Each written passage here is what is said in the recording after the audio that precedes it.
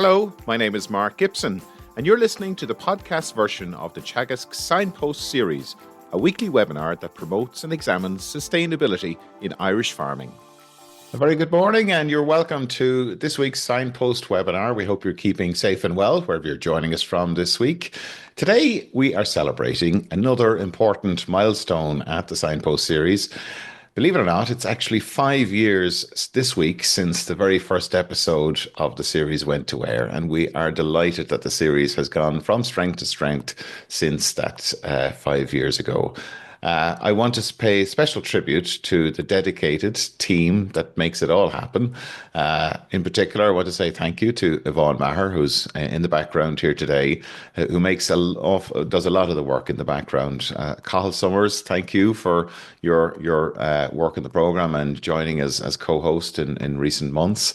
Tom O'Dwyer, Noel Meehan, Mary O'Loughlin, Siobhan Kavanagh, Ivan Kelly and Catherine Keane are all part of the team in the background. And of course, we want to say thank you to the founding members who are no longer in Teagasc, in particular Pat Murphy and Andy Boland.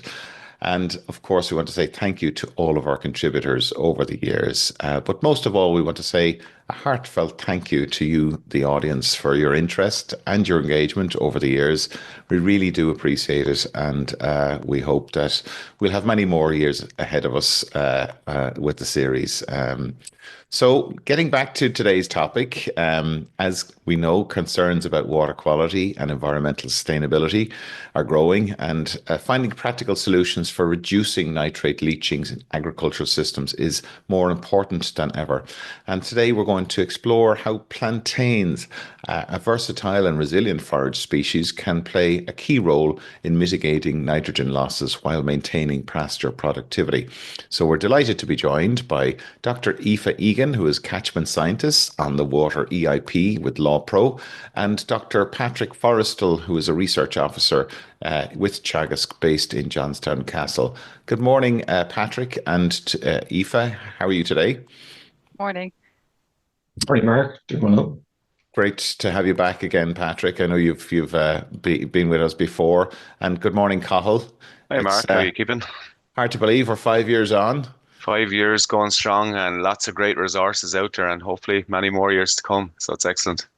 I was looking at some of the earlier episodes there, and it was a little bit makeshift because we were in the heart of the pandemic at the time. I was set up in my daughter's bedroom at the time, and I had a few less grey hairs. But sure, look, the series has grown, so we're just delighted with how things have progressed since.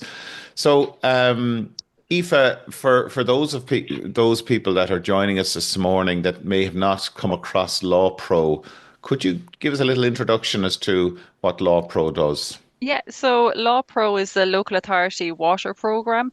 So it works on behalf of the local authorities to protect and restore water quality in our rivers and lakes as well. Excellent. And I know that Teagasc has a very strong relationship with LawPro, and there's a lot of collaboration going on there in terms of addressing water quality, and the asset program, of course, is probably the main program or vehicle for that. And Patrick, you're based in Johnstown Castle. You've been researching this area, and I know you presented at the dairy conference there last year as well in Limerick, wasn't it? Limerick Race Course. Yes. This is an area that you've been involved. Soil and soil nutrition has been an area that you've been focused on for a long time. Yeah, and I suppose in particular the challenge of getting nutrients into plants to support growth and productivity while addressing the challenges that are there around lost pathways for those nutrients, including into water, as greenhouse gas emissions and as ammonia emissions. And I suppose trying to come up with practical solutions that farmers can implement on their farms to improve their businesses, also in terms of mitigating potential losses that might come associated with the production that's so important. Great, great. And I know we did have John Finn with us. It's probably over a year ago now, talking about the work, the good work that's been done there in Johnstown Castle in relation to multi-species sward. So if anybody wants to take a look back at that, you can find that on our YouTube channel. It's a pleasure to be here this morning with Aoife and to be speaking on this topic. And I suppose specifically we're going to talk about some work that we did that's been published looking at the potential of the addition of ribwort plantain to a grass clover sward to reduce nitrate leaching in pasture systems. And we did this work across 5 soils in a lysimeter facility over 2 years. So a little bit of background. Of course, many of you will be very familiar with white clover, but perhaps some less so, and ribwort plantain maybe less so again. So just a little bit of background. These are species that can complement the grass sward. So white clover, it's a legume, so it fixes atmospheric nitrogen, and it can do this through this symbiotic relationship that it forms in its root nodules with rhizobium bacteria. So it's breaking that triple bonded nitrogen, one of the strongest bonds in nature, and making it plant available. So think about this. The fertilizer that you buy, this process happens at high temperature and high pressure, often typically using fossil fuels. The white clover plant and other legumes are able to do this at ambient temperature and pressure. So this is quite powerful. And work by Teagasc has indicated that it has potential to fix anything from 50 to 200 kilograms per hectare per year of nitrogen. And you can think about this as essentially the local bioeconomy in action, where we're using a biological process to fix nitrogen locally right here in Ireland. And I suppose over time, farmers have been engaging with the use of white clover to a greater extent and becoming better at managing it. So what about ribwort plantain? Okay, so what we did in this study is we looked at what if we added one more species to a grass white clover mix. So ribwort plantain, and in the Gaelic language, or Os Gaeilge, something I've come to appreciate more over time is that the Gaelic words for plants or places, they often tell you something about the characteristics of that plant or that place. So Os Gaeilge, slánlas, or health plant, or lus na slánta, so essentially, or the plant of health. Okay, so for many centuries, this plant has been recognized to give particular health benefits. So what about its role in a grass sward? Well, it's a non-leguminous plant, okay, so it's not fixing nitrogen, but it does have potential to root down to a depth of 1 meter, so it has a different root architecture than your grass or your clover. And I think that this can be important in terms of this challenge of, I suppose, chasing and retaining nitrate that might otherwise be inclined to be lost.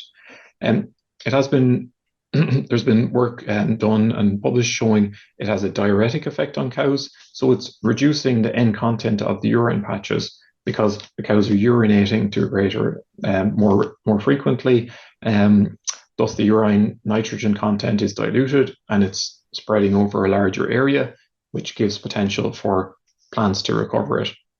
Also, colleagues have found evidence of improved drought resilience where it was part of multi-species swards, and indeed animal performance benefits. These multi-species swards typically containing 6 or more species. In this particular study, we simply add it's 3 species, and we'll talk a little bit more on that as we go on. Also, this plant is reported to have biological nitrification inhibition characteristics. So this is slowing down the process by which ammonium converts over to nitrate. And if you can hold that nitrogen in the ammonium form for longer, it's less vulnerable to leaching as nitrate. And I suppose I was quite interested in this area because I also do quite a lot of work with conventional mineral fertilizers and also looking at synthetic nitrification inhibitors to include with those mineral fertilizers. But here's a plant that's producing this biological nitrification inhibition effect. So a little bit further background, some potential modes of action for reducing nitrate leaching loss in pastures. And as I mentioned, the current study focused simply on the addition of one additional species to a grass clover sward, so taking it to 3 species. Some really good work in this space has been going on in New Zealand, and this graphic from Dairy NZ shows the nitrogen cycling processes in pastures, and also summarizes some of the potential mechanisms for reducing nitrate leaching through plantain inclusion in these swards. And these include that dilution of the nitrogen load that I mentioned, also the partitioning of the nitrogen more to the dung or the organic form and potentially the milk versus having it in the urine. And Mike Deneen in Teagasc is doing some good work looking at that partitioning. Also the exudates of these biological nitrification inhibition compounds to slow down nitrification. The urine itself can also contain some of these type of compounds that could slow down nitrification in the urine, and also the potential for reduced drainage linking to increased evapotranspiration. So the current study, we really focused on the plant effects. Okay, so these would be the nitrogen retention due to the biological nitrification inhibition, also the potential for reduced drainage. But I think there's a few other points that we'll talk to that are important as well. And this is also the potential for increased yield, and also potential of regulation of the end fixation by the clover, or increased end scavenging by the sward that includes plantain. And I suppose following along on that theme of work done in New Zealand, this plantain potency and practice program led by Dairy NZ has measured average reductions in nitrate leaching of 26% over 4 years at Massey University, and of 23% over 2 years at Lincoln University. And indeed, according to this article here by Dairy NZ, plantain is now recognised as an end leaching mitigation option by regional councils in these particular areas. So I suppose back in 2020, I was following these developments in the plantain space and the nitrification inhibition space generally, and we could see that there was an opportunity there to do some work under Irish conditions to complement other work that was going on here in Ireland, looking at drought resilience and reducing reliance on imported mineral fertilizer nitrogen, and animal performance benefits that were being seen in multi-species swards. And of course, as we mentioned at the outset, we're always in Teagasc looking for solutions that can help us to meet the challenges that we know that are there, including the need to improve water quality, and this includes reducing nitrate leaching. From the EPA in March 2025, this early insights indicator shows some good news in that nitrogen levels in rivers have reduced in 2024. But EPA also state that ongoing and sustained actions will be needed to reduce nutrient levels so that the ecological health of our waters can improve. So this means that for the farming community, we need to continue to, do everything, continue the good work and do things as best as possible, and also look for new solutions that can help us to improve as time goes on. So could plantain inclusion in grass clover swards play a role in meeting that challenge? So we'll talk a little bit about the results of the study that we conducted, where we examined the effects of that plantain inclusion in a grass clover sward. And we did this in 5 Irish soils. At Johnstown Castle, we have this facility, this lysimeter facility with 5 soils, which range from well-drained to poorly drained, with the first 3 being relatively well-drained, all arranged here in this lysimeter facility. So we can do some very controlled experiments where they're all treated the same in terms of weather, and collect the data from them. So 3 swards were established in May 2021. These included a grass clover sward, if you like, as your standard control for a grass clover situation, a grass white clover, with 30% plantain, and these were tonic line plantains, and also a grass clover 50% plantain. And these were seeded according to this target proportion recommendations of Grange et al. 2020. So those were the targets of plantain, recognizing that the proportion of plantain and other components in the mix will ebb and flow as the season progresses. So the lysimeters are of 1 meter depth, and leachate is collected in these drums here in this trench, and the leachate was analysed for a suite of nutrients, including nitrate. And today we'll focus mainly on the nitrate results. So some examples of the swards that were established. Here's a grass clover sward, and you can see here the plantain inclusion at the target of 30% and at 50%.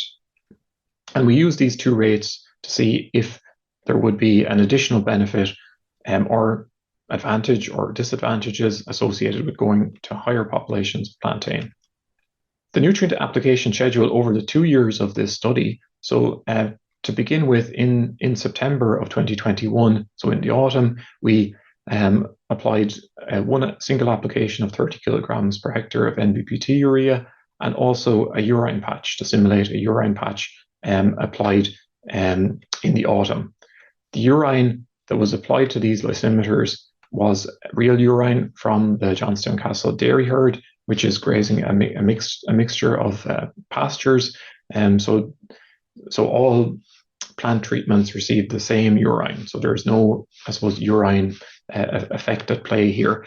We're simply looking at the plant effects in situ. We then came on in the spring and simulated as another urine patch, so a spring urine patch. And in the summer, there was an application of Cathal slurry applied to simulate a trailing shoe application. There was no further nutrient applications, but in the spring of 2023, we applied Cathal slurry again, if you like, simulating what a farmer might do with that, first round of slurry going out, and a further urine patch in May of 2023. So at this point, I'll turn it over to Aoife, who will take you through some of the results that we saw. So I am going to take you through the results of this plant trial. So firstly, we'll look at the effect of sward type on nitrate concentration in the drainage water. So the general trend with these results show that there was a leaching period in the autumn winter period here in both years, in 2021 and in 2022.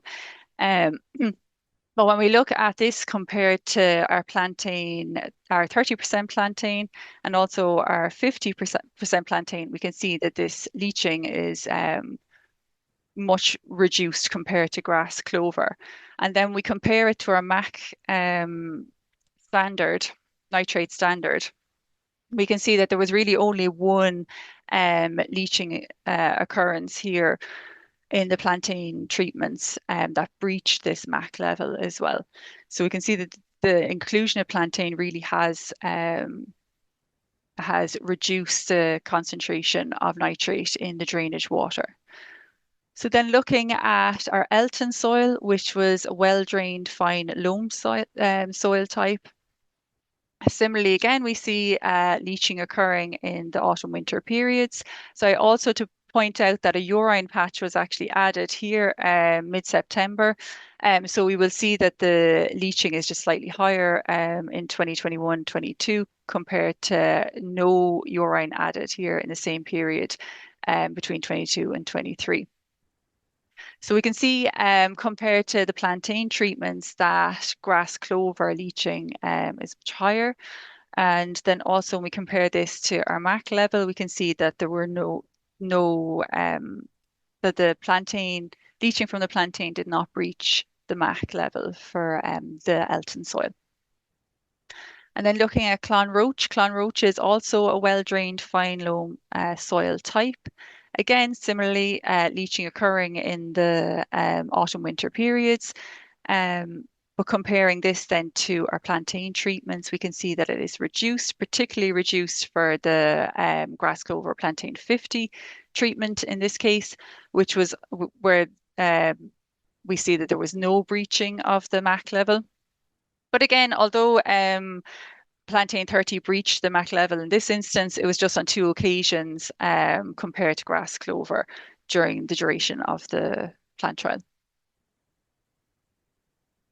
And then moving on to the poorly drained soil type. So Cathal Comer is poorly drained and it's a clay loam type soil. Again, we see leaching occurring in the autumn winter periods. But just to point out, this high leaching that occurred here just after the second urine application.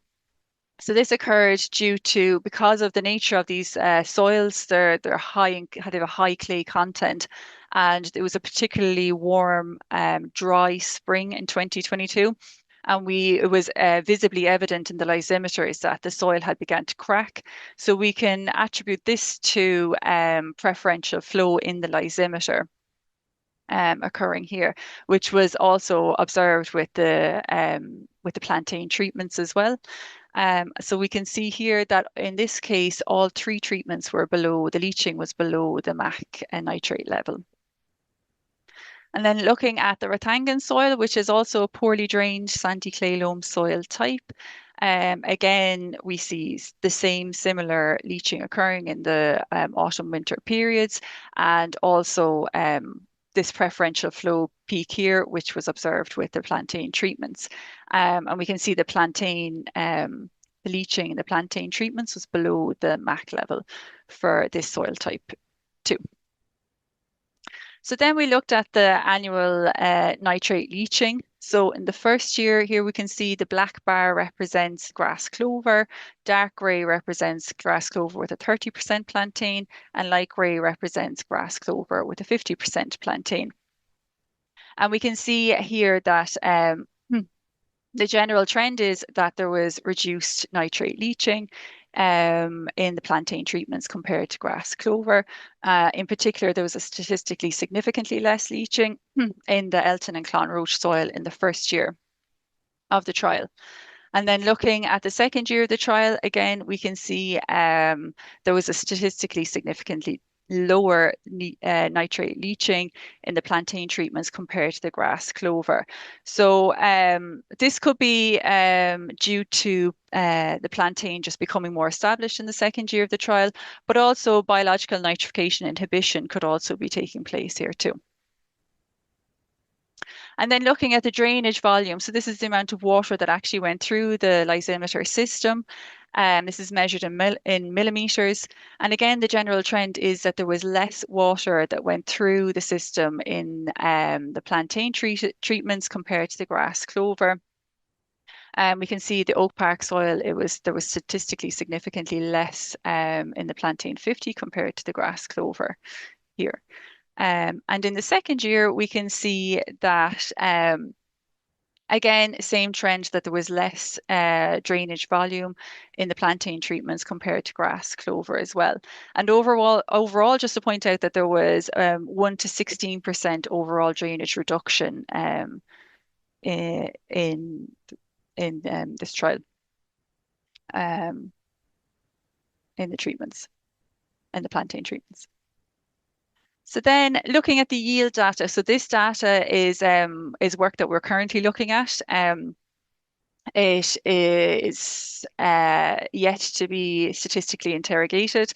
We plan to get this written up and to publish this work soon.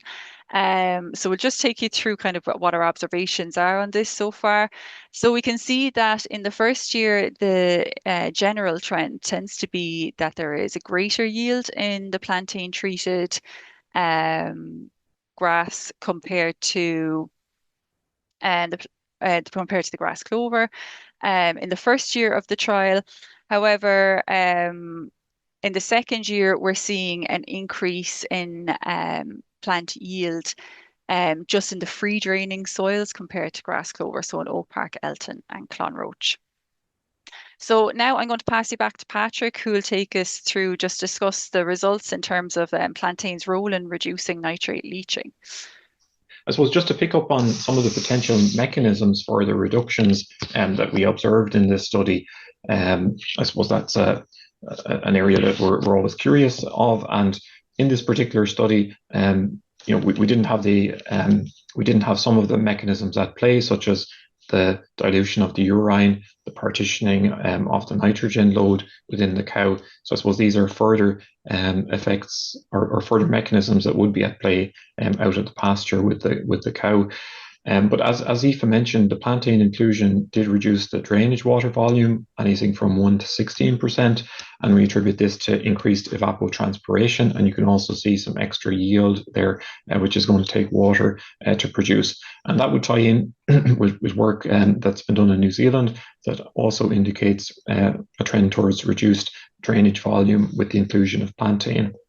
Okay, and I suppose the biological nitrification inhibition by the plantain, this is an effect that that is at play in this particular study.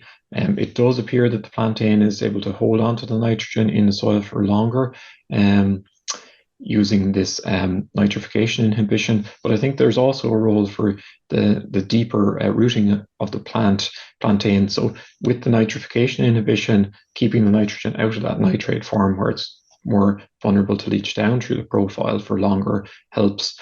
But also that scavenging potential of the plantain means that it has the potential to chase nitrate deeper into the profile for longer. So that could well be a potential mechanism at play here. Additionally, as Aoife mentioned, we think that the biological nitrification inhibition of the plantain may have been increasing over time as the plantain became more established, because we saw stronger reductions in the second year compared to the first year.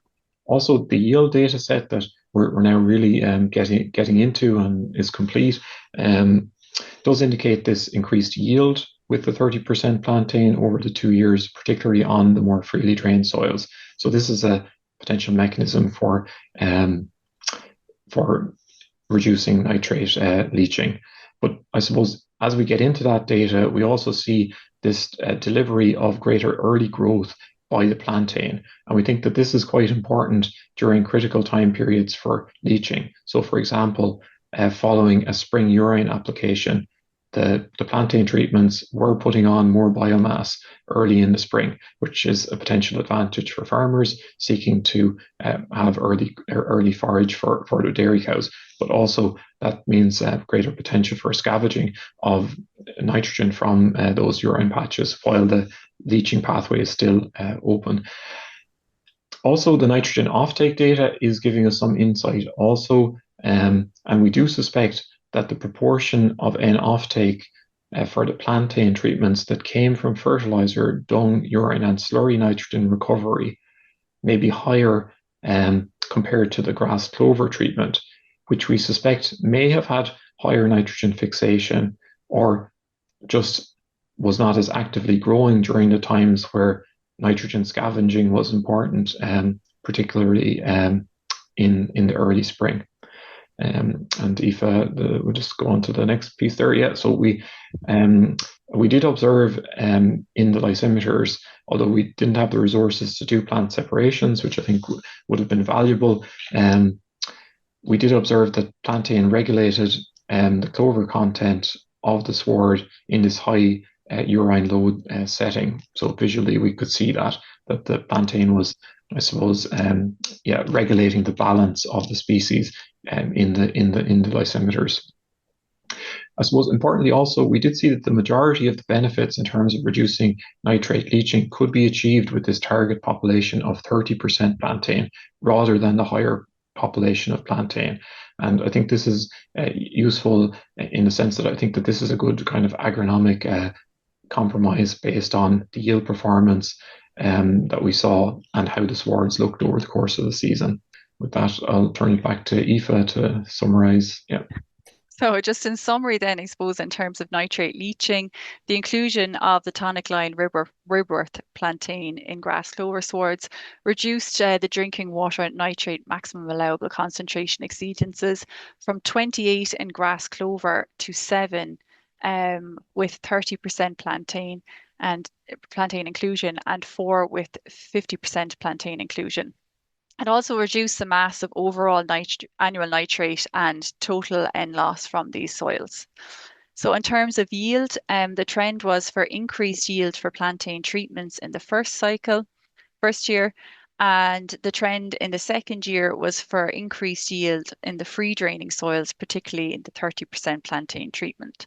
So in conclusion to this, I suppose including plantain reduced leaching from a grass clover sward and increased our dry matter yield. And it also shows some promise as a biological solution to reduce nitrate leaching. So this work has also been published. So if you'd like to read this publication, you can click on the link to get a copy of that. So I suppose in terms of farming for water, is there a support for plantain establishment through the Farming for Water project? And so the answer is yes, there is. So through Measure 5 in the Farming for Water EIP, which is for the multi-species swards measure, this includes so in terms of the multi-species, it includes the inclusion of 30% plantain. This is a source control measure. There's a payment rate of €300 per hectare with a minimum of half a hectare and a maximum area of 10 hectares at 30 kilograms per hectare. And so there's more information available on this on your measures information booklet and the Farming for Water, particularly on page 16 is the information on the multi-species swards. And you can also visit the website for more information or speak to your ASP advisor as well. Patrick might just summarize here the future direction of this type of work. Aoife, yeah, and I suppose look, just to recognise that there's a lot of good work going on in this space by colleagues in Teagasc and around the country, in other organisations, and also in New Zealand.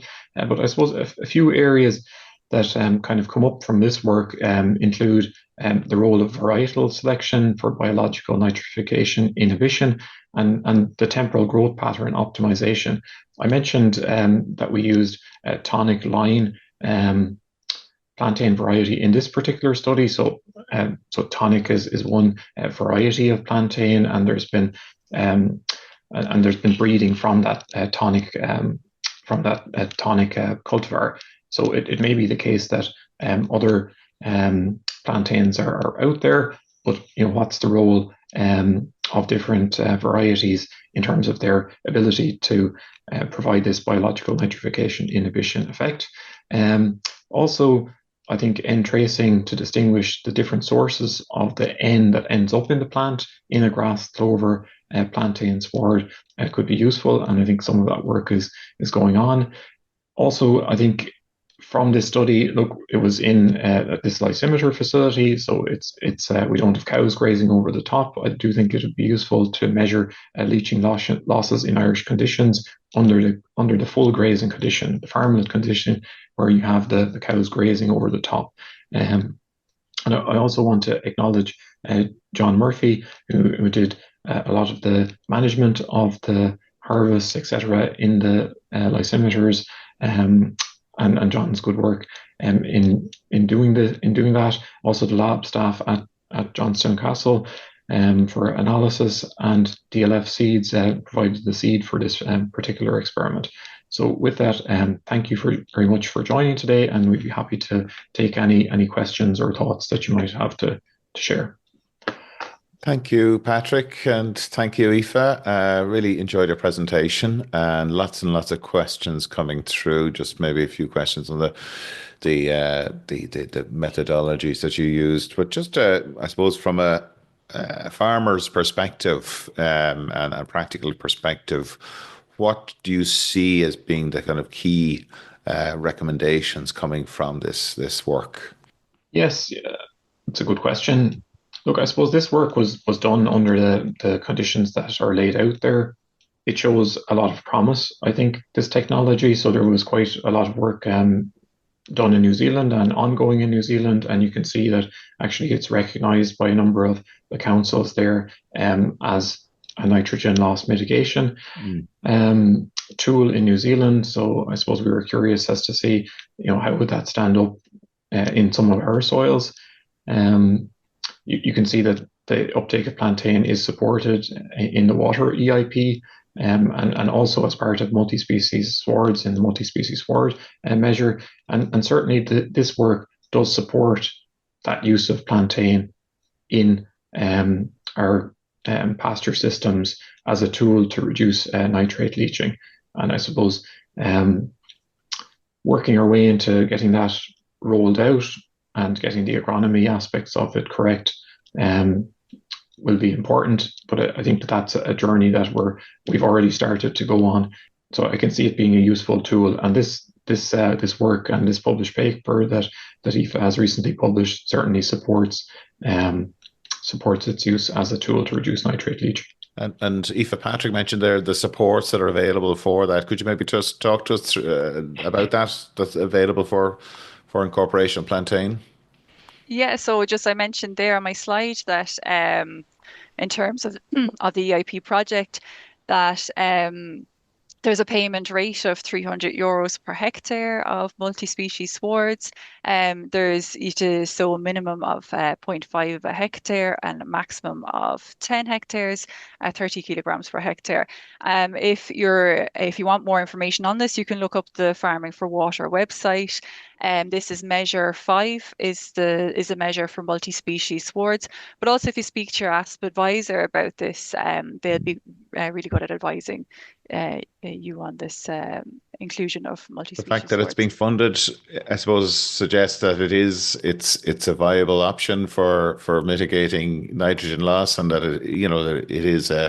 it has proven itself. And I suppose I know the drought resilience is as well as a really important part of the plantain. One of the characteristics, it has that deeper root. I think that has been mentioned before in the series. If we are trying to build resilience for future drought events, that plantain is an important tool for that. Patrick, is that something that you have found also? Yeah, I think that's one of the mechanisms by which it's just improving the scavenging potential of the sward. So where you have that a deep rooted component in the sward, it has a potential to chase or bring back up nitrate that may be moving down through the profile. And I think that's probably particularly important in setting of urine patches where you have a large N load relative to the plant's ability to take it up and produce from it. So the longer you can sustain growth from that urine patch, which has naturally the nitrogen tends to be moving downwards, the greater period to recover it. And I suppose kind of on the practicality side of things for farmers, we did see that early spring growth, and I think that the varietal aspect of early spring growth in plantains is an area that could be explored further. Can it help to fill a gap there for farmers early on? We did see good persistence of the plantain in the 30% treatment over the 2 years of this study. And I suppose other work by colleagues at Teagasc and others has been showing animal performance benefits, particularly for finishing of animals. So I suppose there's a kind of a multitude, if you like, of potential benefits, and then it's down to how do you get a good establishment and maintain it in the sward. But plantain does seem to be able to stick in there quite well. Okay, and we're seeing there are a number of questions coming in around the persistence of plantain there, and are there particular conditions that are required to support that? Yeah, well, I suppose our agronomic data that Aoife presented gives us maybe some clues there in that in this 2-year study, at least, in the first year, the plantain treatments tended to deliver a greater level of yield. We saw that trend towards higher yield with the plantain treatments. But in the second year, it was the free draining soils that had that trend towards higher yield, whereas the heavier, those clay, heavier, less well drained soils, the trend seemed to be the other way. And so perhaps perhaps also owing to its potential to help in a drought situation, those free draining soils may be a place where they persist to a greater extent than in a wetter, heavier soil. But I suppose that's an area that could be explored and evaluated to a greater extent. But that's if you like the hint that we can see from this particular study. Great. Cathal, lots of questions coming in here. Really good questions coming in from our audience. Yeah, a load of questions coming in, so we'll fire through a few of them anyway. Some technical ones start out. How did you collect the cattle urine, Aoife? Maybe Patrick might take this one because Yeah. So this was collected when the dairy cows came in from milking. Nothing too high tech, just using a bucket to go around and collect it as the cows urinate. So when they stop walking and when they walk in and they stop walking, they're inclined to urinate as they're getting ready for milking. So basically collected with a bucket, we collected the adequate amount, and it was mixed and homogenized and refrigerated and then applied. So it's the real stuff that was used. Yeah. So only the real stuff. And the lysimeters, how deep are the lysimeters? They're a meter deep. And is that natural soils, or is it filled, or do you take them out naturally? Yeah, so these are intact cores. Yeah. Perfect. And there's kind of questions around the practical element of seeding rate. What kind of seeding, if there's a farmer listening now, off the top of your head, maybe you don't know, but what kind of seeding rates should they put in? And on top of that, can they sow it directly into a grass sward if they wanted to? Okay, so just on the seeding rate, so I have it across for me here. So the paper, I should mention, is open access and available, and in table 2, the seeding rates are there. So it was perennial ryegrass. These are rates kilograms per hectare, 16.2 kilograms per hectare perennial ryegrass, 3.6 kilograms per hectare of white clover, and 4.3 kilograms per hectare of ribwort plantain. And we also have in table 2 the seeds per hectare that equated to, because remember, different varieties might have different seed weights, so those details are there in the paper. Yeah, and you're looking for 30% plantain, isn't it? Yeah, exactly, and we're targeting this 30% plantain in the sward, recognizing that will ebb and flow over the course of the season. Can it be put into an existing grass sward?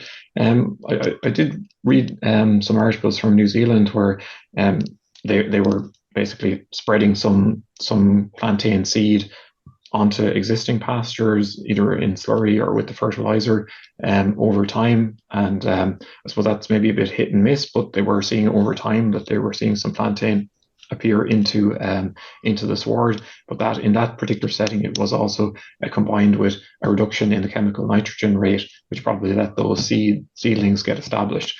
So I think putting it into an existing sward is probably going to be very specific to the timing of how you put it on and how much competition the seedlings have and what the weather conditions are. Yep. We've a few questions just on animal performance, Patrick, and maybe it's not fair to ask you those questions because we're looking at more of the environmental aspects of it. Do you have any comments to make on that? Just in terms of animal or yields, or was there anything observed around that?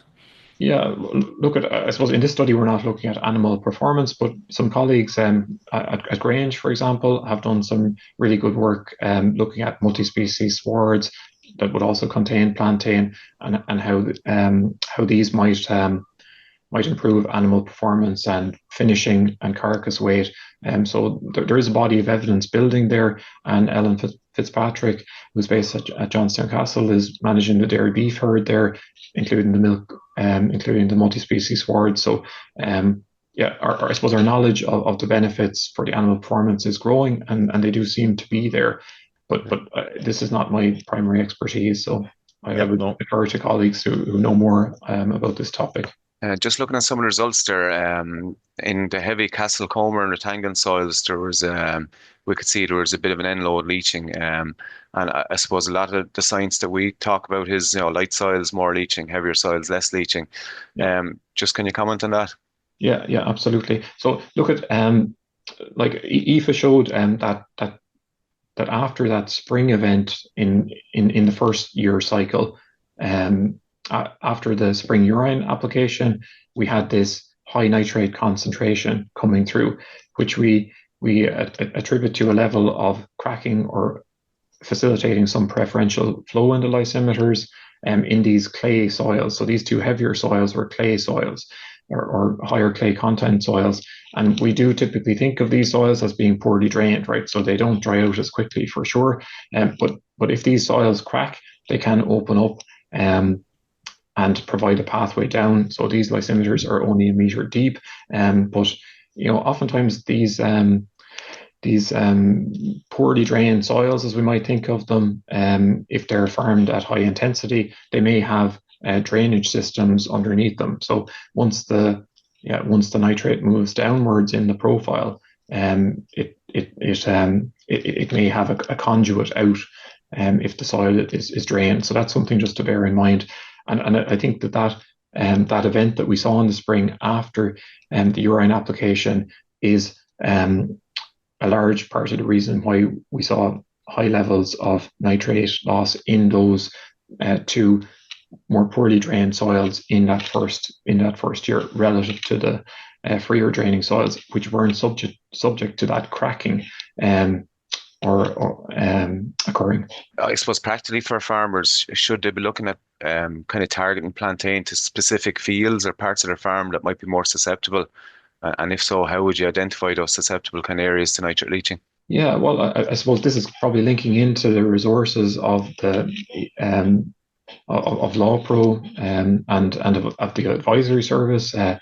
Linking with your advisor and walking the farm, getting a sense of where those riskiest areas on the farm are, and there are resources there to help with that with that search, and often farmers themselves know which are the fields that are the most free draining ones, the most likely to be leaching loss. And I suppose if you also want to incorporate that drought resilience aspect into your farm, farmers tend to know which are the fields that tend to burn up first when it gets dry. Often they're the free draining ones, the ones that will if it's wet, be vulnerable to leaching loss down through the profile. But then if it turns and gets dry, you go from wondering if it'll ever stop raining to having a few dry weeks and then kind of praying for rain to come. And those might be some good sites to target bringing some plantain into the farm. And I suppose we're coming into the time where farmers will be making those decisions about reseeding paddocks and whatnot. And I suppose just to put this on their radar as something to start to explore, because look at the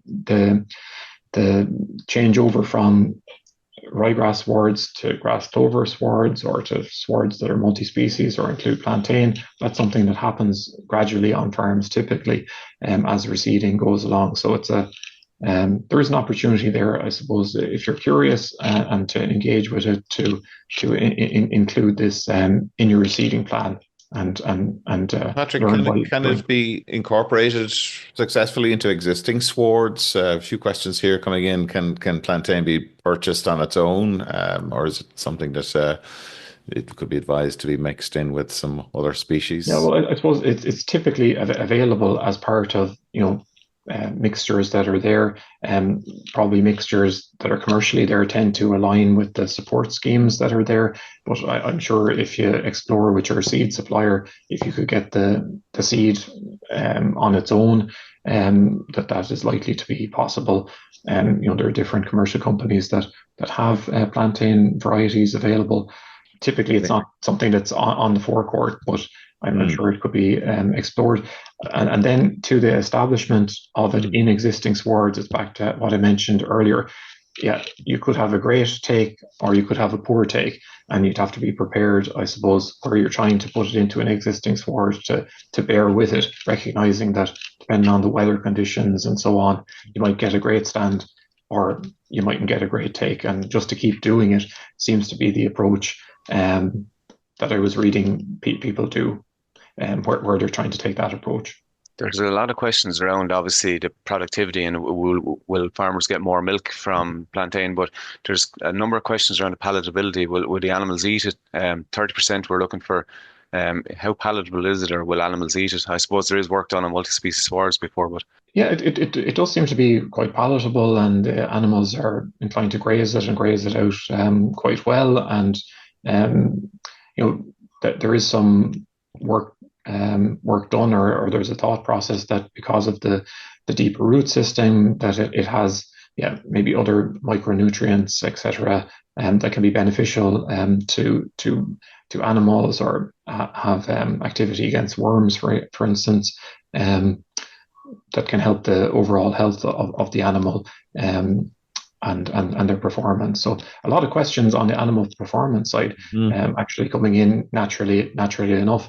That's an important part of this. And Teagasc is doing an increasing amount of work in that area. And indeed in Johnstown Castle, we have dairy herds that are grazing multi-species pastures, including plantain, and also the dairy beef system. And there's work going on in Grange as well, and at Moore Park. So there's more knowledge being generated in this space all the time.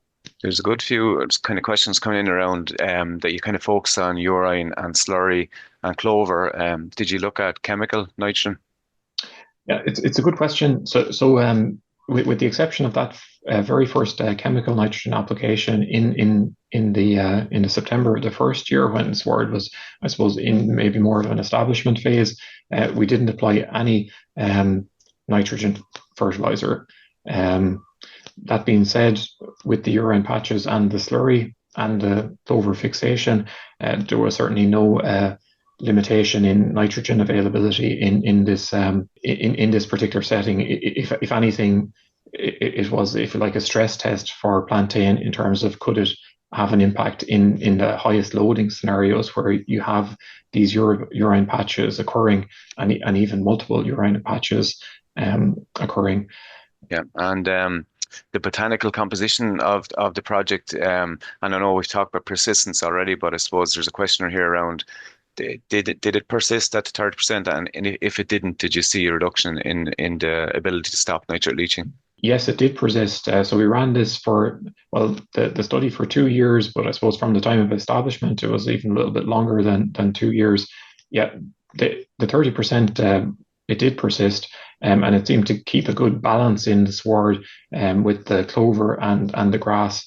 The 50% seemed to, at times, because it was so vigorous at times of the year, I think it actually kind of shaded out some of the other components of the sward, and I think maybe the grass and the clover might have struggled a little bit with the 50% plantain there. And then when the plantain came to a time of the year where it had a little bit less performance, you could see some openness in the sward. But at the 30%, we achieved most of the nitrate reduction benefits, and also very good agronomic performance. Given that we're talking about nitrate leaching being reduced, so obviously deeper roots scavenging more nitrogen, holding more back. Can we cut back on our chemical or our slurry or something and still grow the same amount of herbage? Yeah, well, I suppose certainly I think it can play a role here, and I think part of the mechanism for the reduced nitrate leaching was actually that we think that the swards, or we suspect that the swards that had plantain in there were actually scavenging more of that urine, fertilizer, and slurry nitrogen, and maybe holding back the fixation a little bit, or they were doing that at very vulnerable times of the year. And I suppose that end fixation in this particular study is almost a kind of proxy replacement for chemical nitrogen fertilization that might be used in many farms. So I think that there is potential there. How much to pull back by? That's another question, but I think it can play a role. Yes. And there's a kind of, we went on the biodiversity trail there for the last month, so there's a kind of a question around biodiversity, where if we kind of are recommending using a certain type of plantain, will it affect the native plantains? Yeah, that is a good question. I suppose since childhood, I've been looking at various plantains growing around yards and whatnot, and many of you might have noticed them as well, such as the broadleaf plantain that we see maybe growing in dry areas. I think in the pasture setting, particularly the intensive pasture system, where we're trying to reduce nitrate leaching from grass or grass clovers towards the addition of ribwort plantain is, actually bringing something extra to the biodiversity picture rather than necessarily taking away from it. And indeed, look, plantains have been around for a long time in our pasture systems. I was reading a book back a couple of years ago, and I came across reference that they can see in the pollen record, where they believe that the pasture systems became prominent in areas of Ireland just because of the plantain pollen showing up in that pollen record. So it's, I suppose, an important species that's been around for a long time in Ireland. Okay, we're right up on time. Aoife and Patrick, thank you so much for joining us today and sharing that good work. If somebody wanted to read the actual paper, where would they be able to access that? Just a question coming in there. Yeah. So if you Google Egan and Forrestal and plantain, it should pop right up. It's published. It's published in the Journal of Agriculture, Ecosystems and the Environment, and is published open access. So you should be able to just download it yourself and read it. Yeah. Brilliant. That's great. Okay, thanks again. Next week, we're going to be joined by Professor Pat Dillon, who is the Director of Research in Teagasc, and he'll be talking about putting the Better Farming for Water campaign into action. So I know Pat did an excellent paper at the last dairy conference, so I think a version of that will be presented. And just for your interest, the Teagasc, in conjunction with the Irish Farm Buildings Association, are hosting a series of meetings about farm buildings across the country this month. So if you want to find out more about those, go to the events section on Teagasc, and there's lots of really good speakers lined up for that series. So I encourage you, if you are working in that space, they could be very, very useful meetings to attend. Cathal, thanks for helping with questions today, and thanks to Yvonne in the background with supporting the technology, and of course organising the speakers and all of the technology, as I said, in the background. You've been listening to the podcast version of the Teagasc Signpost Series, the weekly webinar that promotes and examines sustainability in Irish farming. Don't forget to join us live every Friday morning for our latest webinar. For more, visit teagasc.ie. And you can also rate, review, and subscribe to the Signpost Series on Apple Podcasts, Spotify, or wherever you get your podcasts from. I'm Mark Gibson, and thanks for listening.